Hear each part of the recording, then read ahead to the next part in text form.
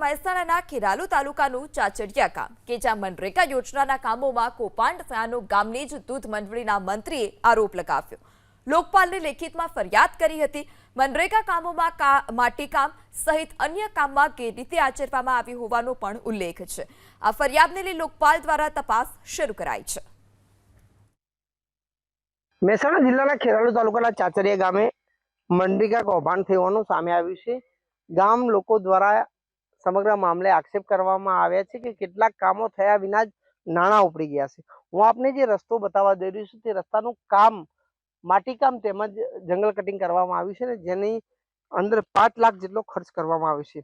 આપ દ્રશ્યોમાં જોઈ શકો છો કે જે રીતે આ રસ્તા ઉપર માટીકામ ગામ લોકોનું કહેવું છે કે 8 થી 10 ફેરા નાખવામાં આવ્યા હતા ટ્રેક્ટરના, પરંતુ જંગલ કટિંગ પણ નથી થયું કે માટીકામ પૂર્ણ થયું નથી, જેના કારણે હજુ પણ આ રસ્તો જે છે તે ક્યાંક ને ક્યાંક બંધ હાલત જેવો જોવા મળે છે.